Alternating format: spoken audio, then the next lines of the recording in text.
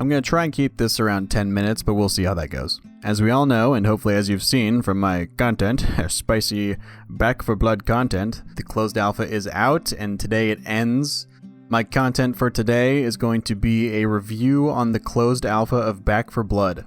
I was debating for a while if I wanted to script this review, but I ultimately decided that I want it to feel more organic, so I put a couple bullet points here. My ideas might be a little bit scattered. I really feel strongly that I want this to feel more like a conversation and more like a thought process than an actual, prepared speech, you know? I want this to feel like my thoughts are, coming in and evolving as I give the review. So bear with me. If you prefer scripted reviews, I apologize, but this is not a scripted review. As a, almost lifelong Left 4 Dead player, I want to just have this be more of an organic kind of thought process, if that makes any sense. Maybe I'm just a crazy person. I don't know. Who knows? I was really excited when this was coming out because it's essentially Left 4 Dead 3. It's the Left 4 Dead 3 that we have been waiting for far too long. Far too long. I played a lot of Left 4 Dead 1 back in the day, long ago. Most of my playtime is on Left 4 Dead 2, however, and I have quite a bit of playtime on Left 4 Dead 2. I definitely don't play like I have this many hours these days. I'm definitely washed up. If you look at my YouTube, I have other videos of me playing Left 4 Dead 2, and I will still be posting Left 4 Dead 2 content. I'm okay, but I'm definitely washed up, but that's okay. That's okay. I have just as much fun playing now than I did when, back then.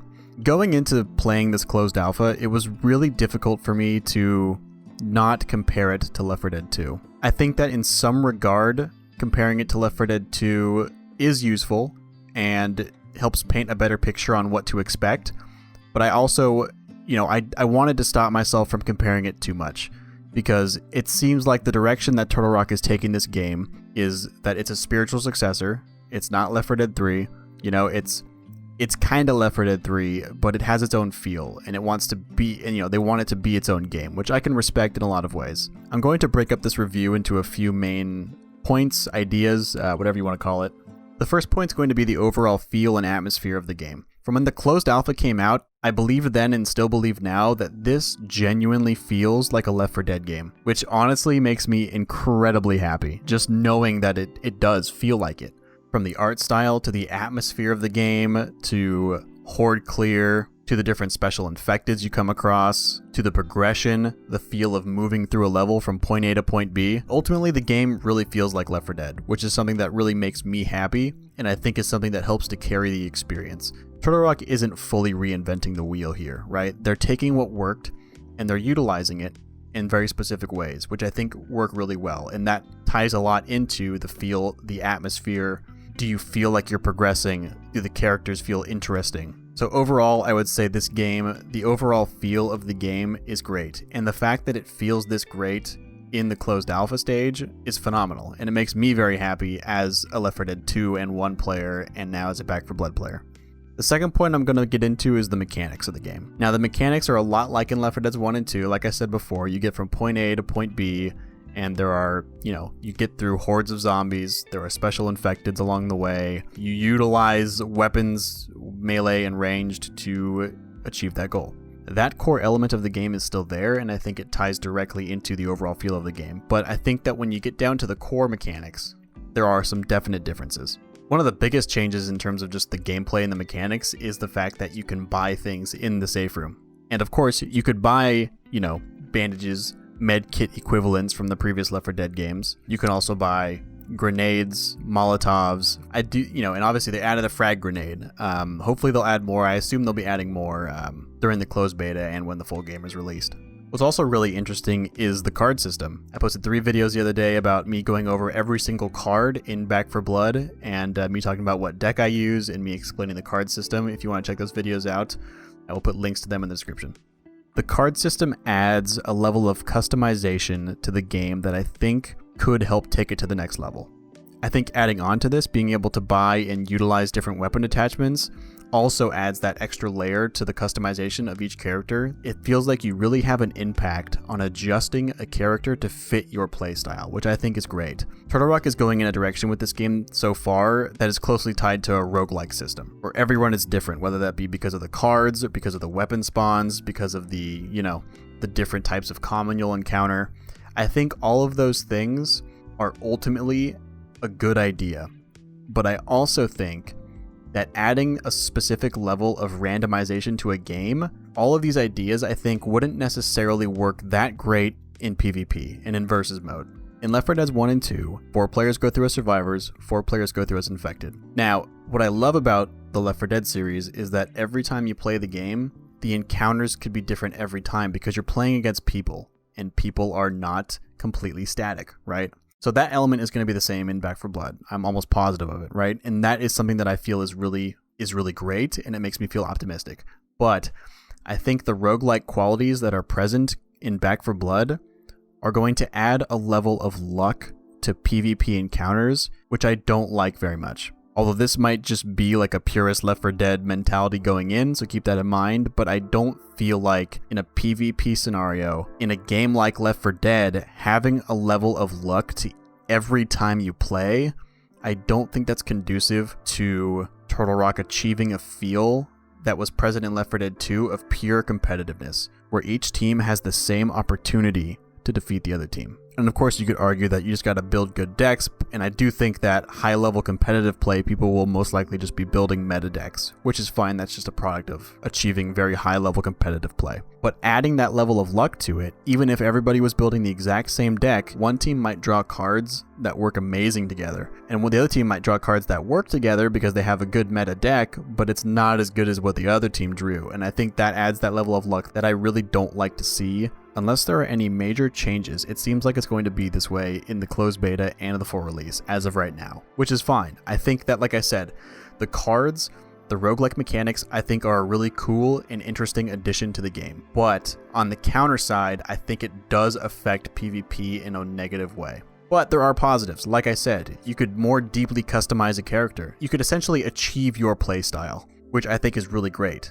It motivates people to use melees more. It motivates people to shop more and look around for items, which I think is really, really great and interesting, and it promotes more intensive team play and team coordination, which I love. This next topic I'm going to be talking about is the graphics. I think the graphics look absolutely beautiful. Graphics ultimately to me don't matter too much. Obviously style and art direction matters more than graphics, but the graphics are beautiful. When I first loaded in, my first thought was, holy crap, this looks like I'm playing Left 4 Dead 3. It looks like I'm playing a next-gen Left 4 Dead 3, which really made me excited.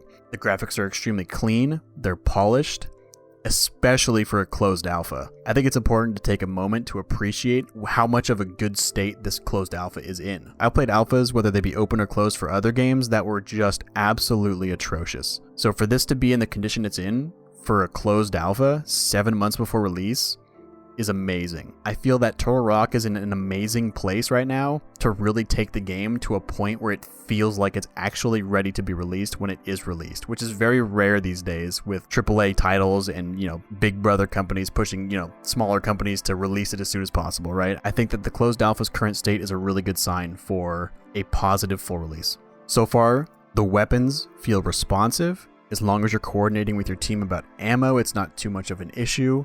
The music for this game is amazing. In terms of just audio, I think they've already taken the series to the next level. Obviously, during the closed alpha, we can only play against AI, but the whole time I was thinking about, how is this going to work for PvP? How is it going to work? Where are specials going to spawn? Can they spawn up here? Can they spawn up to the sides of these cliffs? Can they spawn behind these trees? How is this going to work in PvP? And I think that is going to be the biggest tell-all of whether or not the game really works at full release and closed beta.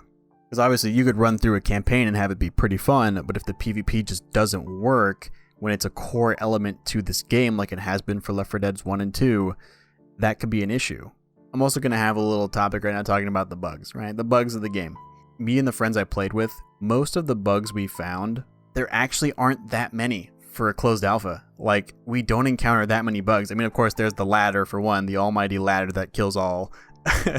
And there's a couple things, little graphical issues, or the birds move it sometimes they move at a weird hazy kind of frame rate, and little things like that. But those things are most likely going to be fixed by the time the closed beta is out. I'd be surprised if they weren't. Most of the bugs, however, that we found were in the special infected encounters. The bruisers will sometimes charge at you from 60 feet away, and they'll hit their hammer on the floor 6 feet away from you, and you'll still get hit. It seems like those kinds of I don't think they're supposed to do that, Another example, when we were playing, especially when we were playing on Nightmare difficulty, there were multiple times where we encountered a hawker who would legitimately just shoot the spit web, whatever it shoots, at us from like, it felt like half a mile away sometimes when it was behind cover. We couldn't see it. It really made the game overtly difficult in ways that I feel like it shouldn't be. The special infected and the ogre's weak spots only seem to register us shooting them about half the time.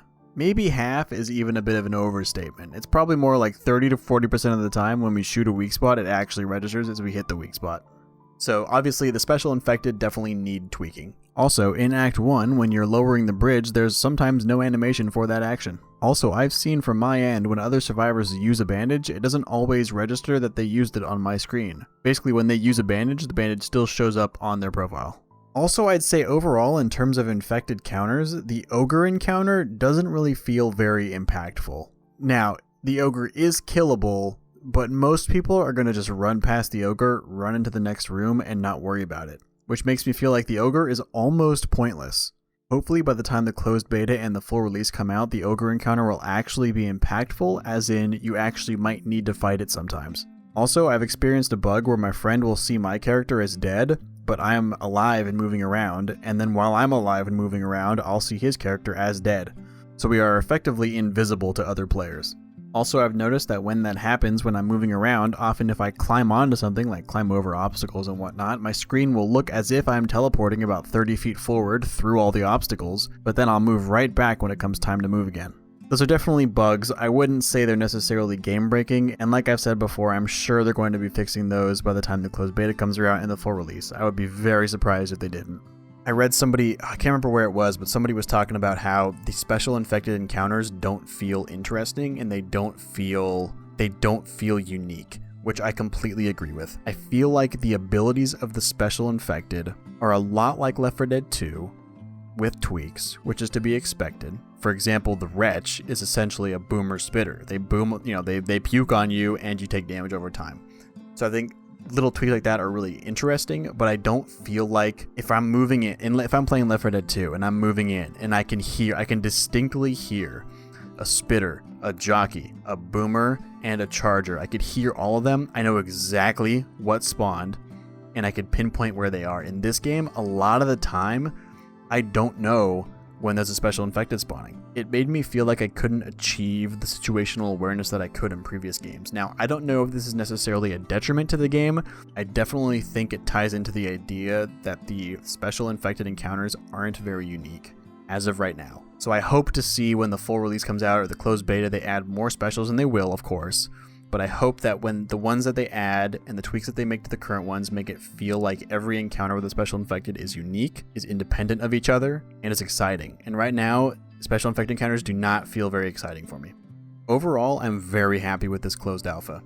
I think Back 4 Blood has a lot of amazing potential, and I think that it can achieve it as long as Turtle Rock and Warner Brothers listens to the community, makes necessary changes, and keep striving to achieve that level of atmosphere and feel that the previous Left 4 Dead games have. Now, of course, I fully respect that this is its own game, it's independent of the series, but it's an offshoot, and it really is, it's closely tied to the previous games. As long as they keep striving to achieve the same feel of the old games, yet being unique, and also listening to the community, especially in regards to microtransactions, but I think Turtle Rock has learned their lesson from Evolve. I think they have. I think a lot of people are overreacting in terms of like, oh, they're going to just make us, it's going to be pay to win. I don't think it's going to be pay to win at all, but keep an eye out for it, because if there's any way, shape, or form where you have to pay to get cards, that is 100% pay to win and unacceptable. But I don't think they're going to do that. So let's keep our chins up. Let's stay optimistic about that. Overall, I am very happy with Back 4 Blood. Is it Left 4 Dead 2? Do I think it's already better than Left 4 Dead 2? Of course not. Which is honestly to be expected. I think a lot of people, when they saw that this was going to be essentially Left 4 Dead 3, expectations were put really high. But I think it's important to understand that this is its own game. Overall, though, I am very excited to see where they take this game for the closed beta and the full release. I hope they don't implement too many microtransactions, especially ones that make it pay to win.